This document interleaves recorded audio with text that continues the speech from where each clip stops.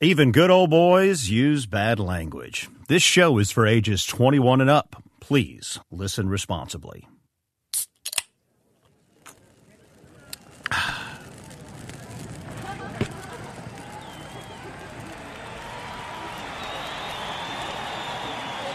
It's a perfect spring night at Kansas Speedway. The air is cool, and a breeze carries the scent of firewood across the campgrounds. And as the sun sets and dusk falls over the crowd, those famous words echo out. Drivers, start your engines! The smoke, the screech, the smell of burning rubber. It's intoxicating. The drivers accelerate past 150 miles per hour in a matter of seconds, and the spectators shift to the edges of their seats. Sparks fly, rotors skid. Not everyone can make it to the finish line. Ty Dillon spins out in the number 13 car. Kevin Harvick wheel hops on the restart.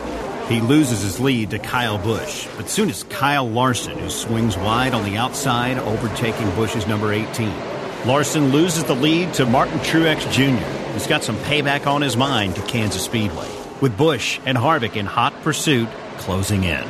On lap 200, Joey Logano's 22 loses control and takes Danica Patrick and her number 10 right into the wall, merging the two cars into a single ball of flame. Eric Almirola can't dodge it quick enough, and the 43 slams headfirst into the fire.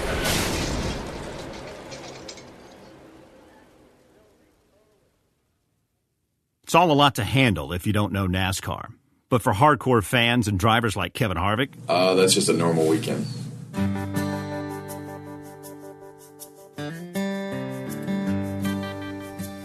I'm Rich Phillips, broadcaster and voice of Texas Motor Speedway. Front stretch, the first lap turn by the Monster Energy NASCAR Cup Series on the newly repaved and reprofiled Texas Motor Speedway. But more than that, I'm a serious NASCAR fan. I've learned over the years that for every race, like that weekend at Kansas City, there are countless crew members, technicians, broadcasters, family members, fans, and sponsors who make it all possible.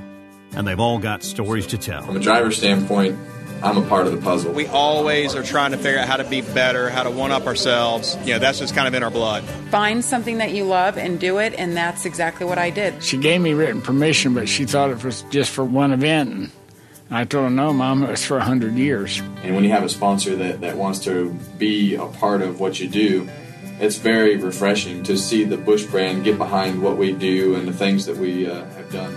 Busch Beer has been playing a part in these NASCAR stories since before Kevin could climb into a go-kart. And when you begin to listen to them, you get a sense of the rich, all-American history of this sport.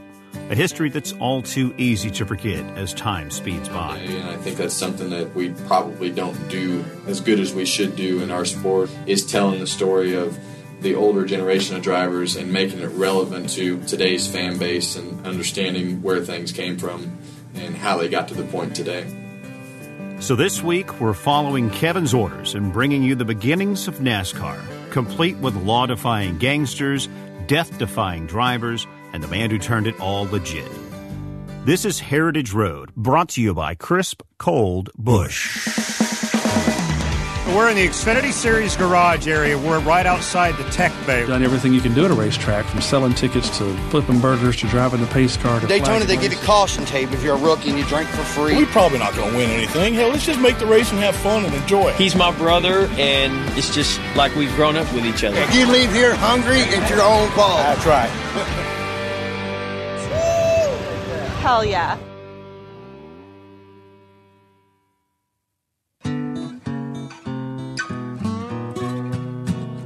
It's 1939 in the red clay hills of North Georgia, and a kid named Lloyd C. is getting pulled over by a patrolman on a 2-lane dirt road. What passed for a highway in those days. And he hands over a lot of money to the officer. It was like, I think he gave him like $20 or something. And the officer said, well, hell, Lloyd, the fine ain't but $10. And he said, I'm paying you for next time, because next time I'm not going to have time to stop. That's historian and author Jamie Joyce. And also about Lloyd C., who, had he lived, would have been probably the best NASCAR driver we've ever seen.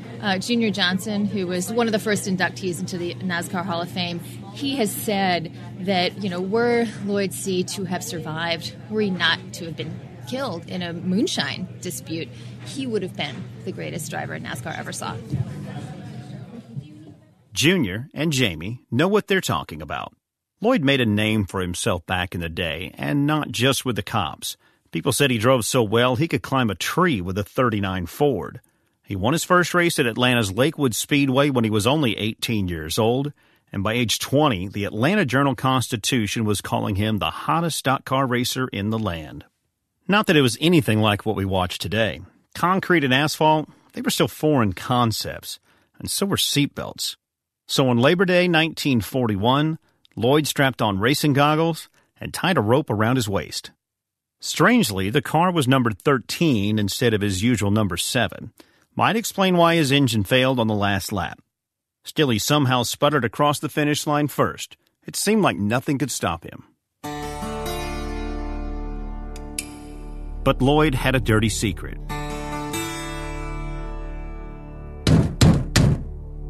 So it's the next morning after he wins triumphantly at Lakewood Speedway, basically wins at home, and his cousin Woodrow Anderson is pounding on the door.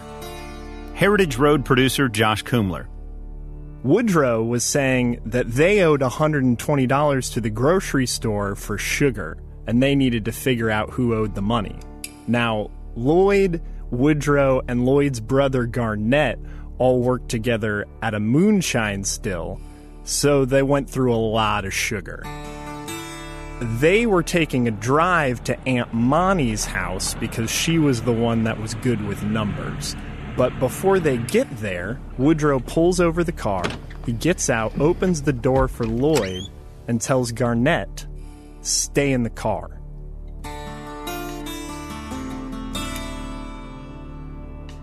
Garnett refused to abandon his brother, so Anderson shot him in the neck before shooting Lloyd through the heart. As he lay on the ground, bleeding, desperate for water, he never got to finish his last sentence. Tell Raymond.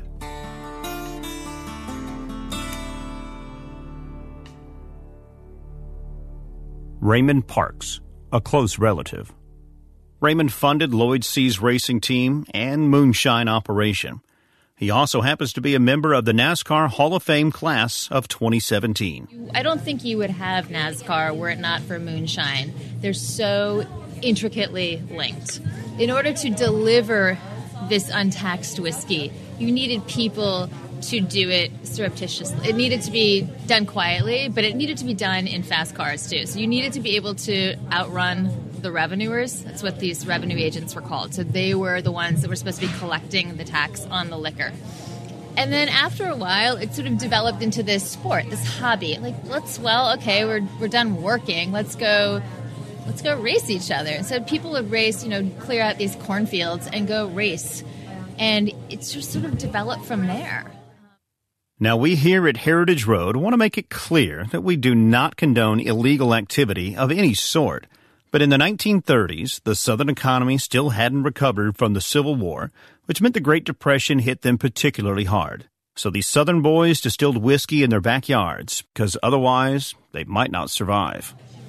It tells you how critical moonshine was to the economy of a lot of these rural areas in the South. There weren't a lot of jobs. People were struggling. Moonshine was a way to support families.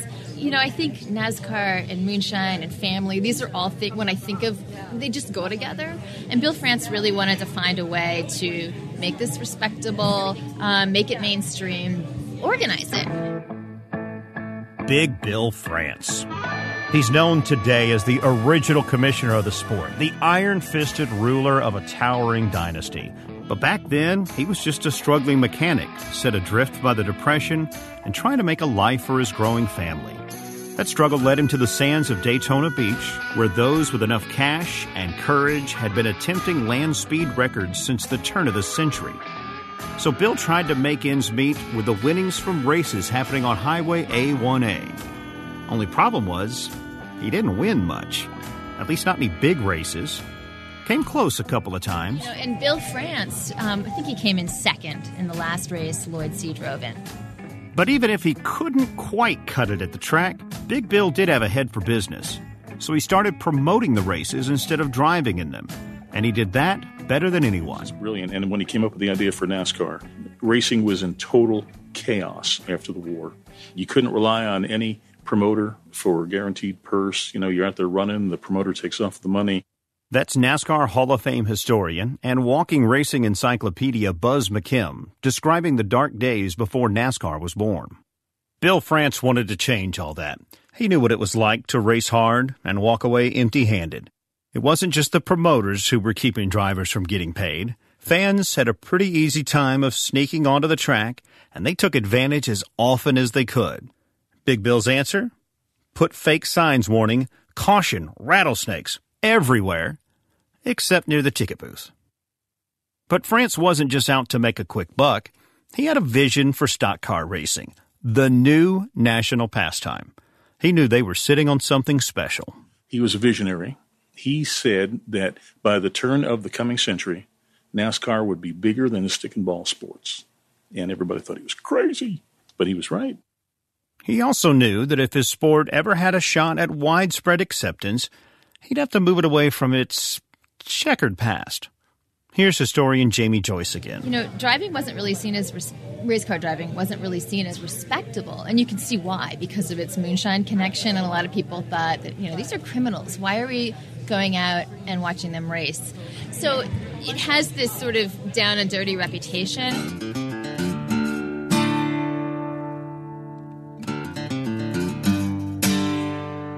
In 1947, after 10 years of making a name for himself in his adopted hometown of Daytona, Bill France approached the American Automobile Association.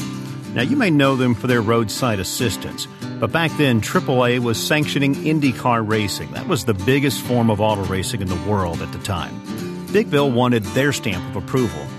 But the New Englanders just turned their noses at the Southern boys trying to do right, calling stock car races junk car events. So France called a meeting of some of the biggest drivers, mechanics, and team owners in the sport. And it was there, at the Ebony Bar in the Streamline Hotel, that the National Association for Stock Car Auto Racing, or NASCAR, was born.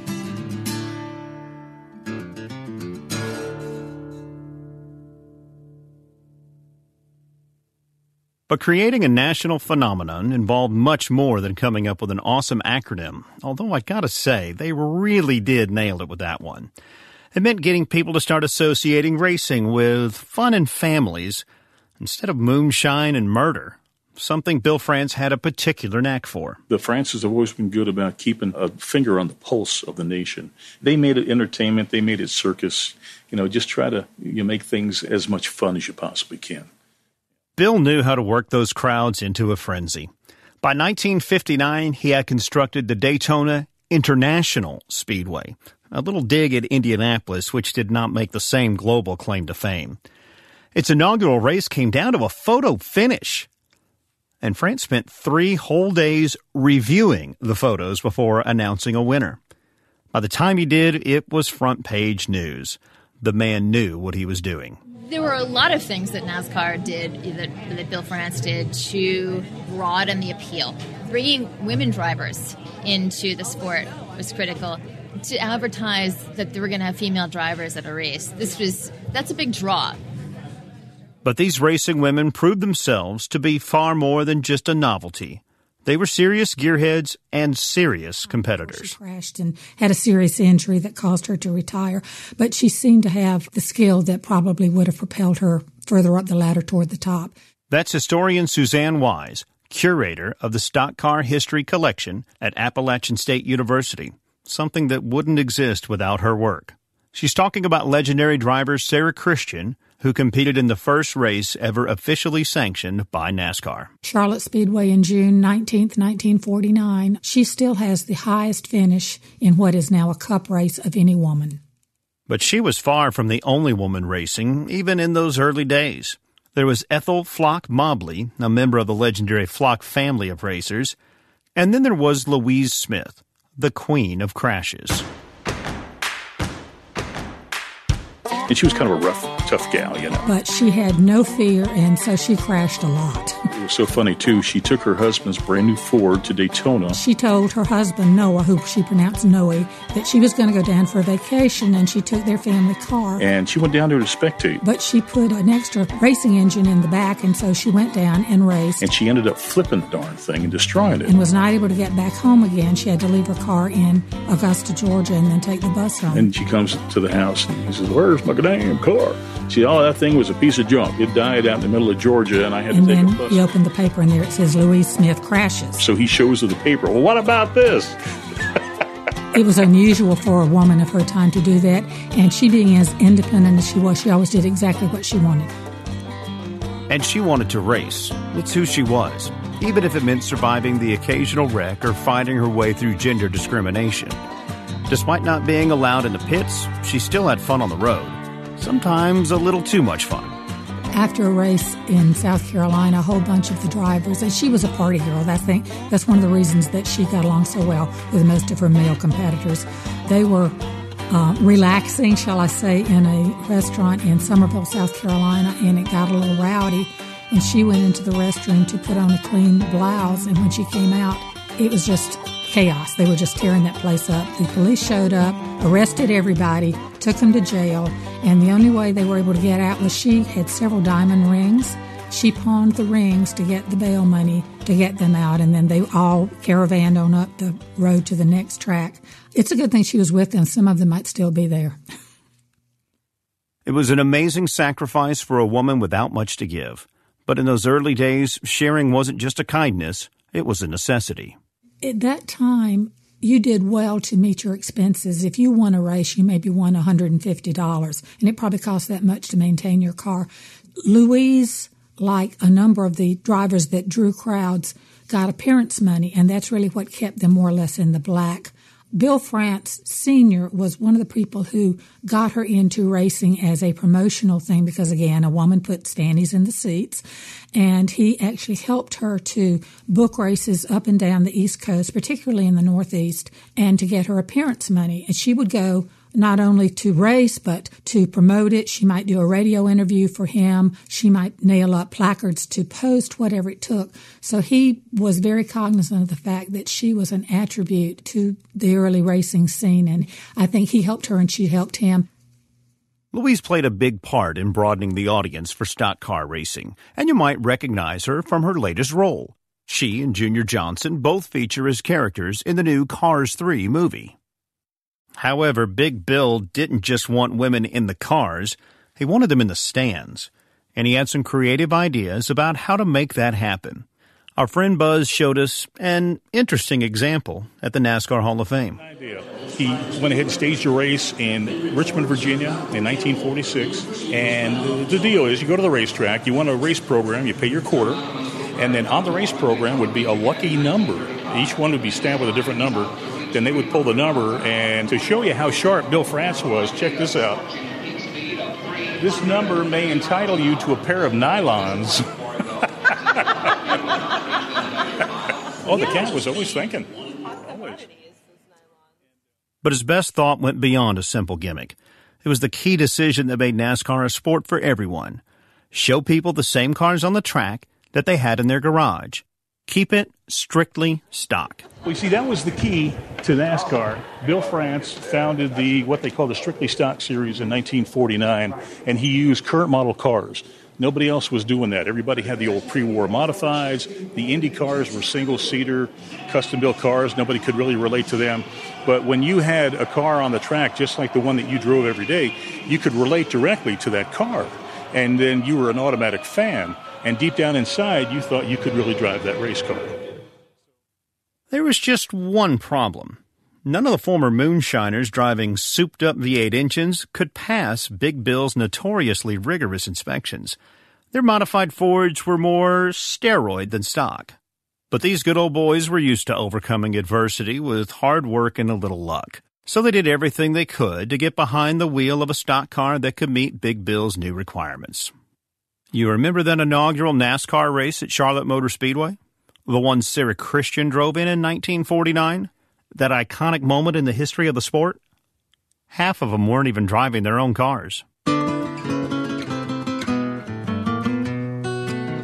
Tim Flock, another famous Flock sibling, showed up with a less than legal vehicle, so he asked a fan for the keys to his new Oldsmobile. The fan's wife said, "Are you crazy?"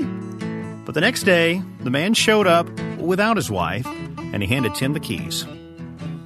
And that wasn't the craziest thing that happened that day. Okay, but then also, Lee Petty was at that race, too.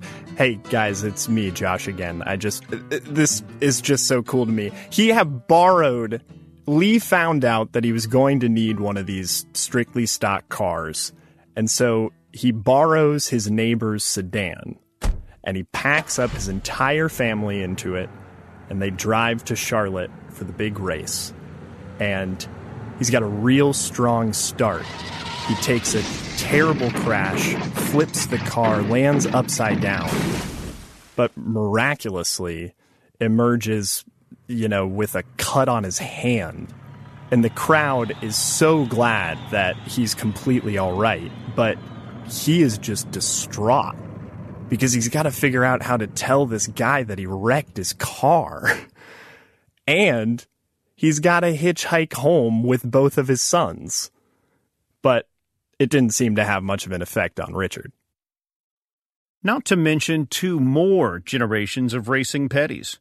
Between them, the Flocks, and the Frances, it's easy to see why NASCAR fans consider themselves one big family as well. When Lloyd C. died, Bill France collected money so that he could give it to Lloyd C.'s parents. It's family. This goes back to this idea of it's family, it's tradition.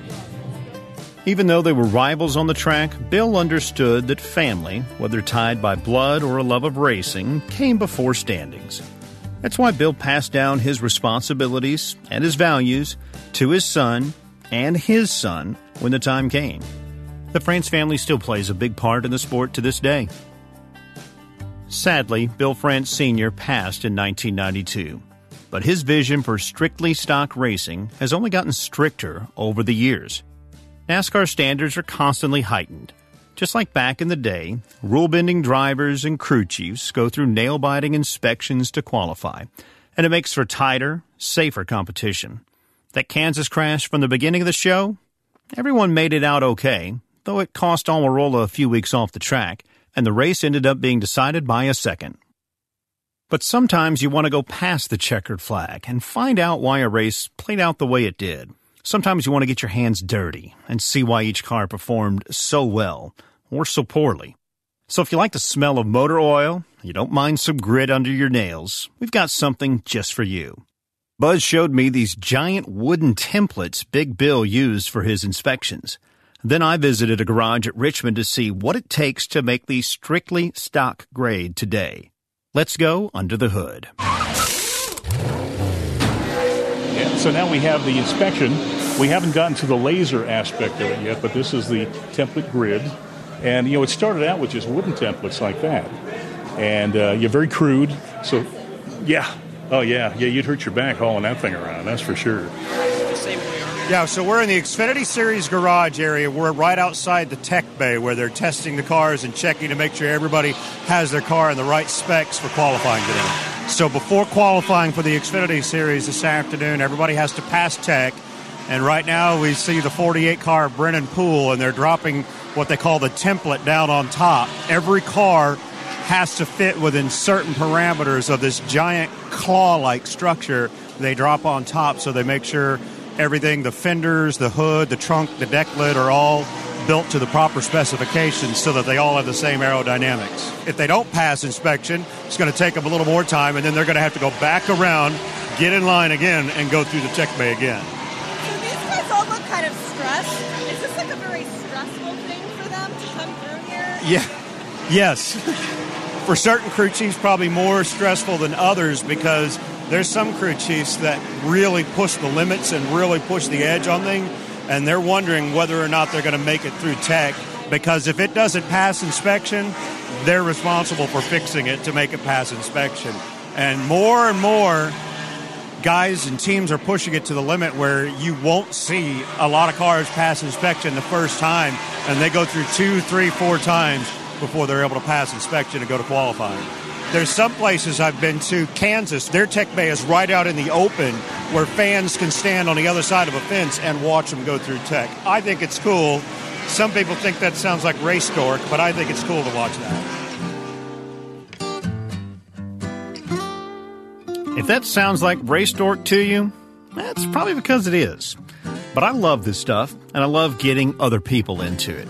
So we're going to keep going under the hood. But it doesn't take a knowledge of templates or car tech to understand what really makes NASCAR tick.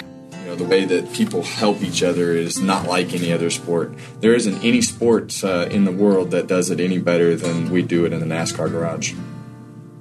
That's Kevin Harvick again, veteran driver of the number 4 Busch Ford, and a guy who takes a lot of pride in the camaraderie at the heart of this sport. Something that could be said about the whole NASCAR family. NASCAR isn't the hardcore racing experience it was last week, or it will be next week for me. I come here to see my friends that I haven't seen in 6 months. It's weird to say, as huge of a NASCAR fan I am, when I come to the racetrack, at Texas it's really not about the race. It's just about the community. Yes, we watch the race. Yes, we're involved in the race and that sort of thing, but I'm not going to see any of these people for another 6 months until they come back to Texas Motor Speedway, so we enjoy each other's company and celebrate our differences and diversity and just kind of have a really good time. That's Dado, just one of the tens of thousands who came out to the last race we had at Texas Motor Speedway. Now, that's a lot of people, but each one of them is connected through the sport that brought them out to the track. And Dado loves making connections. Campsites right beside. Right there. Same ones every year. We're next door. It was Sloppy Yellow 123. 124 was Craig and his crew. We don't know each other outside of TMS, and it's twice a year, and it's like he's my brother, and it's just like we've grown up with each other. I believe I met Johnny because he hashtagged or something stupid because he didn't want to win another damn race at Texas Motor Speedway, and I thought it was funny as shit. I was on Periscope again, and I found theirs, and I'm like, hey, and they're like, what are you doing here? And I'm like, no, really? So the next thing he goes, I'm going to try to get you down there, and I'm like, really? No way. And he's like, yeah, you know, and holy shit, I'm at NASCAR right now. Kim was sitting in the front seat. Her and her husband found me, and so we, in the back of a pickup truck, we put a big-ass tarp, filled it full of water, and was sitting in it. They saw it from the stands here at Texas Motor Speedway, tweeted a picture, like, oh, my God, look at these idiots in the infield. And I saw it, and I was like, son of a bitch, that's me. So we started talking. You know, how it actually happened is Tim took a Instagram video, and he was panning around, and he caught a picture of me sitting up on top of my van, in a chair, and he's like, God damn, I need to be doing it like this guy. And then by chance, he ended up walking past me later. Pretty sure I offered you like a cheeseburger or We something. got CEOs, and we've got ditch diggers that signed this bus, and they're all the same. I met. Y'all might meet the next Johnny, the next Dan, and just have a blast. And hopefully it's a relationship that you'll have for years. And guess what? If it's only twice a year because of NASCAR, so be it. You know, these are good people, salt of the earth people. And so if they're happy, I'm happy. Those were just a handful of folks from Dado's racing family, the Sloppy Yellow crew.